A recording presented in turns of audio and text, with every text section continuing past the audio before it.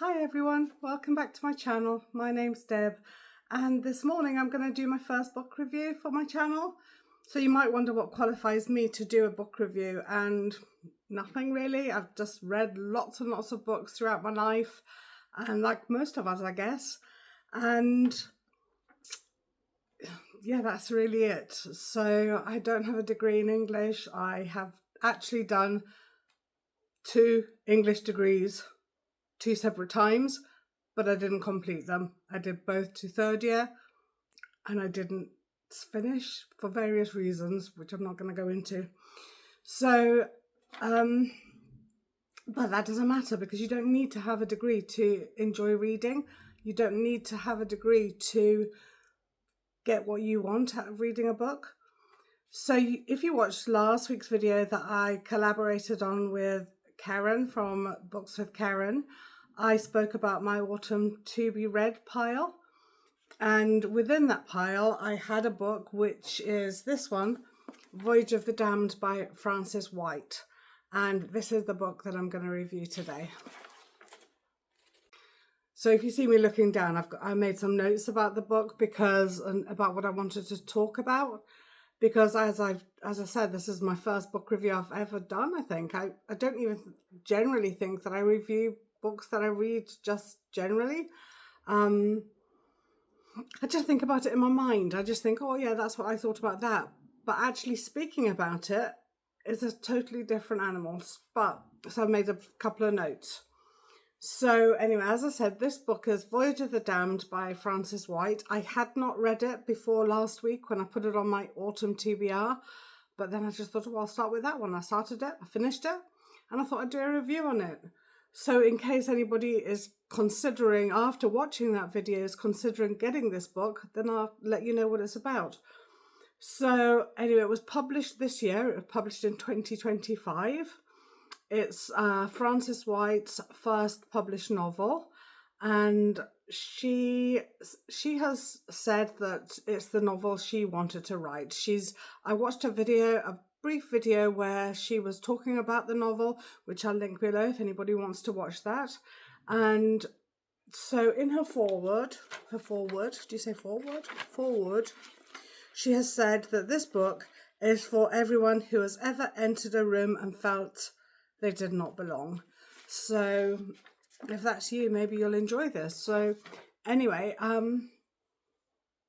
yeah, she's a British novelist, I believe, from what I can remember when I watched the video, or maybe I read something, maybe it's in the book. She is from Nottingham, I think. And she, in the video that I watched about her, she stated that she wanted to write a book about the things that she enjoyed reading.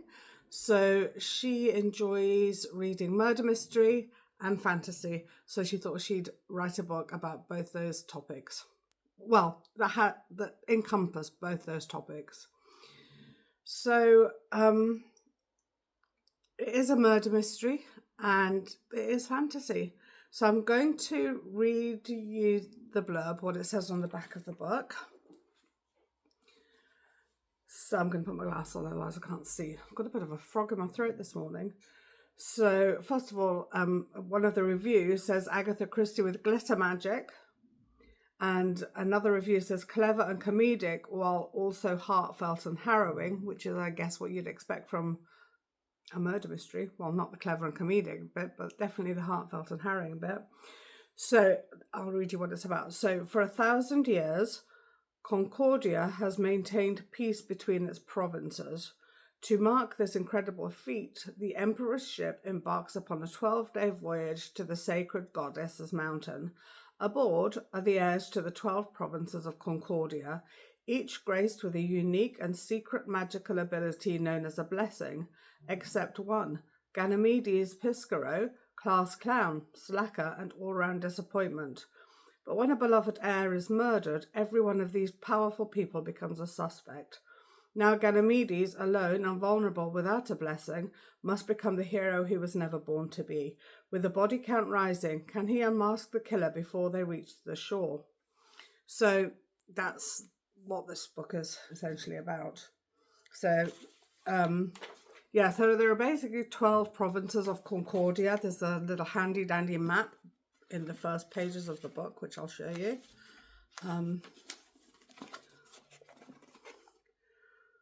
So that's what the map of Concordia looks like.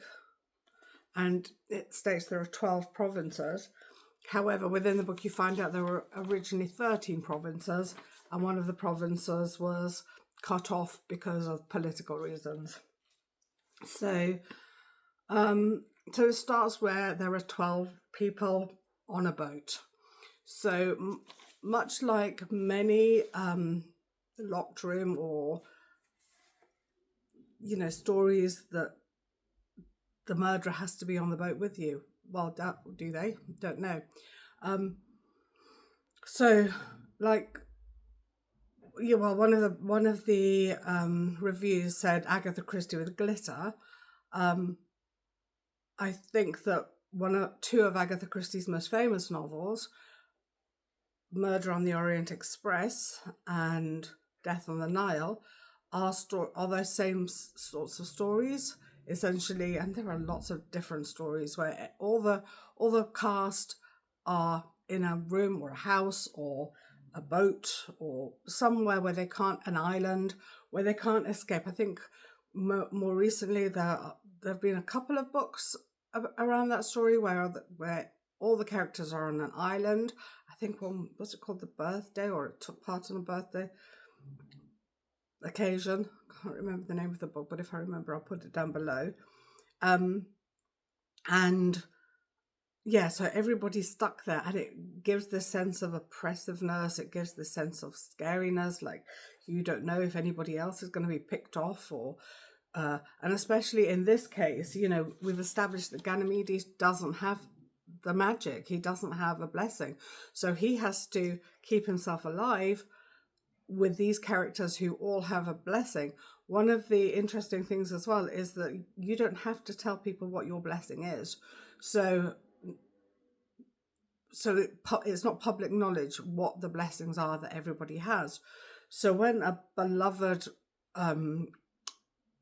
person, a beloved character gets killed, they don't know who killed them. They don't know why they were killed. They don't know what's happening. So nobody knows what the caper is to start with. So I'm not going to spoil the story for you. And I feel like, with this sort of story, a murder mystery, I can't really be I can't really go into too much depth of what happens, because otherwise that will spoil the story.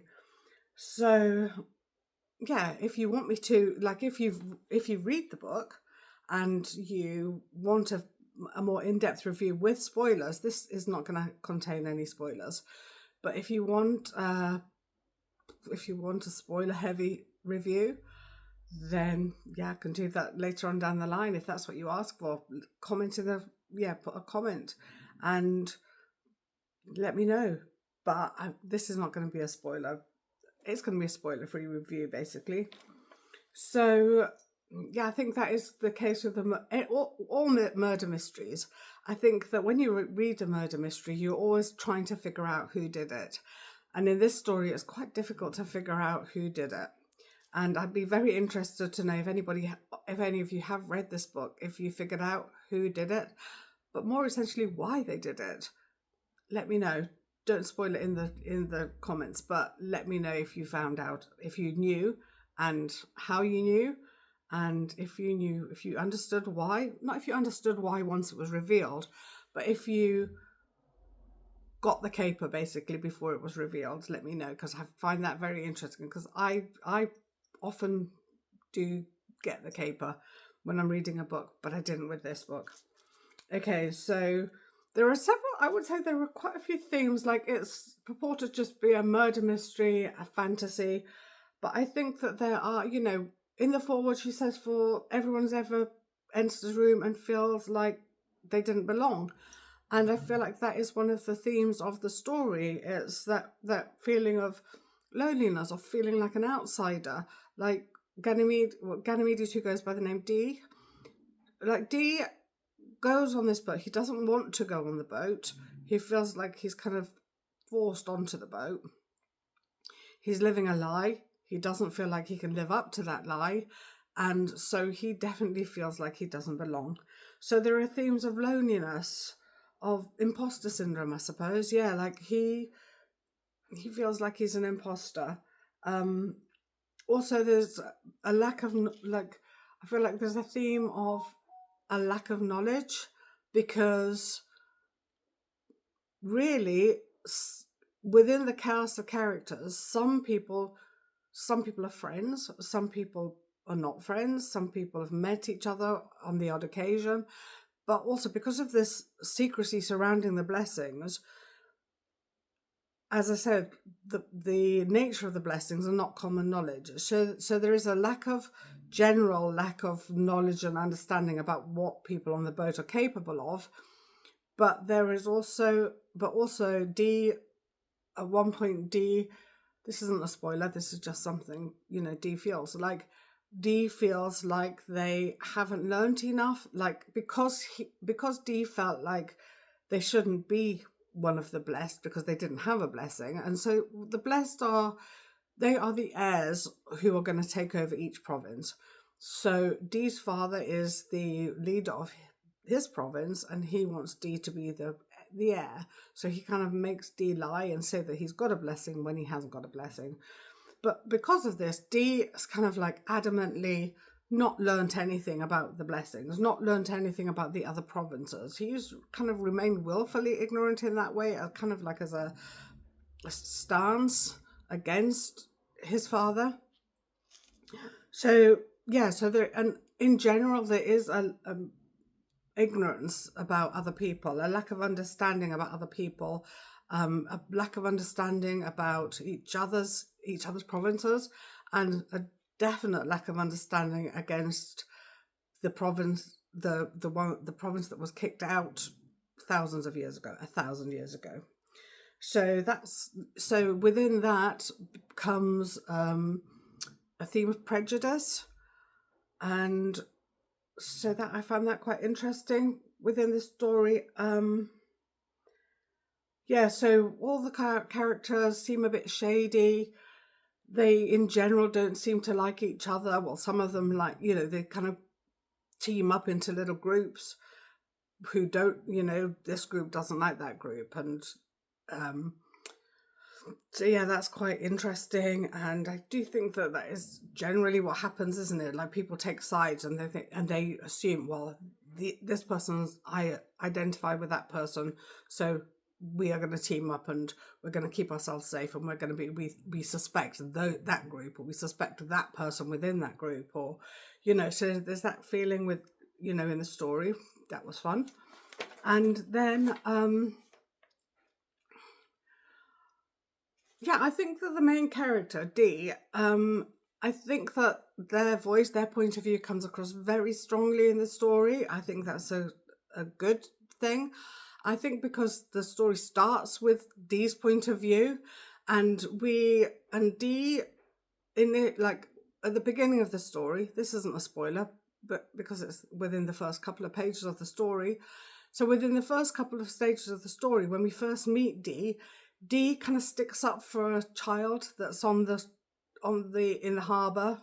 Before D gets on the boat, he sticks up for a child, and we can see how D identifies with his child, and he sticks up with his child, and he causes a bit of a thing, but it's all very light-hearted, and it's quite fun. Well, not fun for the child, obviously, but we get a good sense that D's a good egg, and so I think that we're rooting for D from the start. And then when D gets on the boat, he teams up with another character who is also somebody who could be seen as quite vulnerable. So, so we get the idea that D is a good bloke, and I think he's initially relatable, and that doesn't necessarily change throughout the story. So I think that's the main character, D. Obviously, there are 11 other characters, and there are also, which I thought was quite cute, they have little dragon butlers, so mini dragons, who are their butlers, and the mini dragons are sent, I think, by the emperor, by the emperor, and they have to, well, I think so. And, well, they kind of imply that they are. And they have to do, so if they're hungry, they say, well, can you get me this food and that food? But they can't overrule the what the dragons have been told to do. But the dragons can't cause harm, but they can cause annoyance, sort of. So, but that's a nice little touch. So I think the other characters function within the story. It's similar to any murder mystery. So obviously you have your main character in a murder mystery, and then you have the other characters who are the function as suspects. You don't get the most in-depth knowledge about the other characters, I would say. You kind of get little signposts of, oh, well, I come from XYZ province, and all the people in this province look like this, and I look like this, and all the people in that province act like this, and so do I. And so you get those kind of little snippets of each province within those characters. Which was interesting. And yeah, not the most in-depth characters, but I don't feel like they need it to be. For example, I was thinking, oh, well, when I was thinking about what I was going to say within the review, I was thinking, well, did I really like those characters? Did I not like those characters? Did I need to like those characters? Or those characters, were they just tools to move the story along? And I kind of think that perhaps they were. And then I was thinking about other characters in other murder mysteries. And I was thinking, well, no, because, within most stories you get a lot of characters, and some are more important and some are less important within the story to move the story along, not as individuals, obviously, but obviously they're not individuals, they're characters. But you know what I'm saying. I hope you know what I'm saying, because I hope I'm making sense. As I said, this is the first review I've actually ever done. So let me know what you think. Let me know if I need to put more details in. As I said, it's quite difficult. I don't think I made this easy on myself, because reviewing a murder mystery and not really saying anything about the murder or the mystery is quite difficult. So I am going to wrap it up now. I'm going to say that my overall opinion, I thought it was good. I enjoyed it. I thought it was quite exciting in parts. I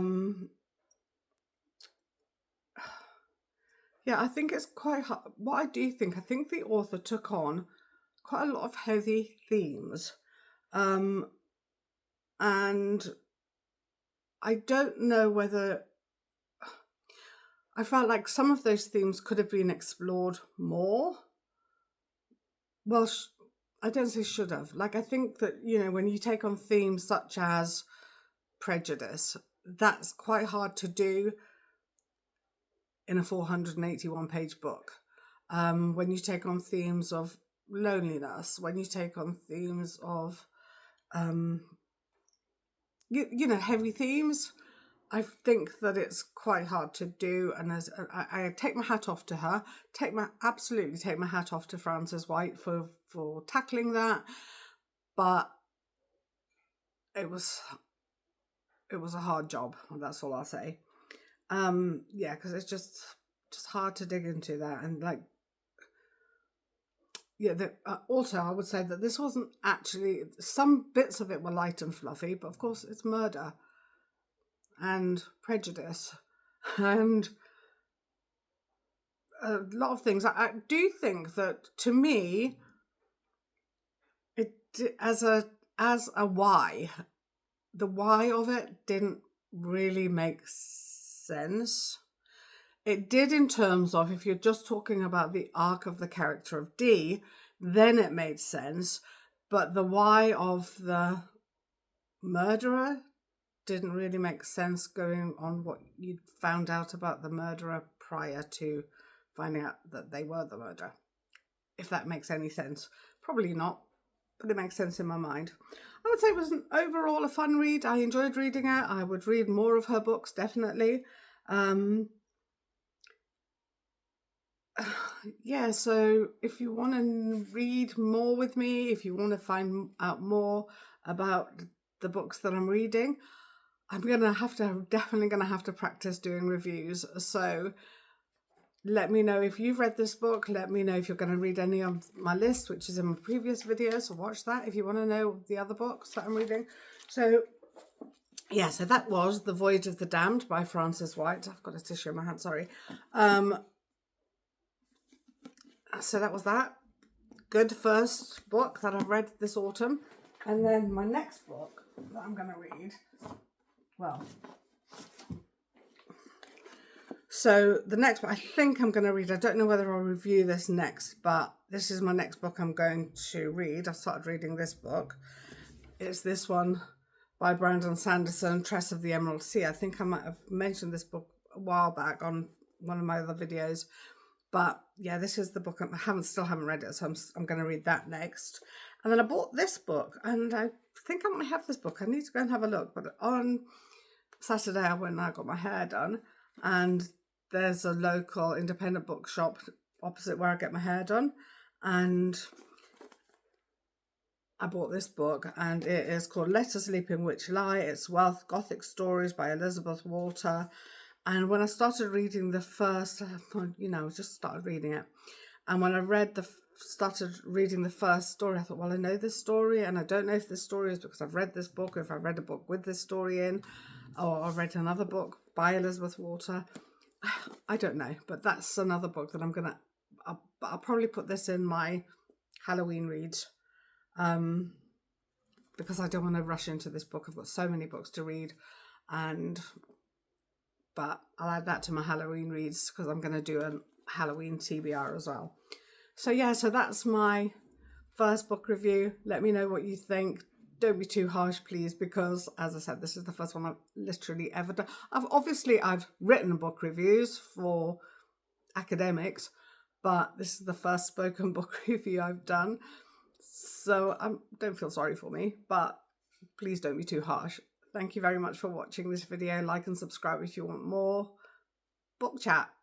Thank you. Take care. Bye.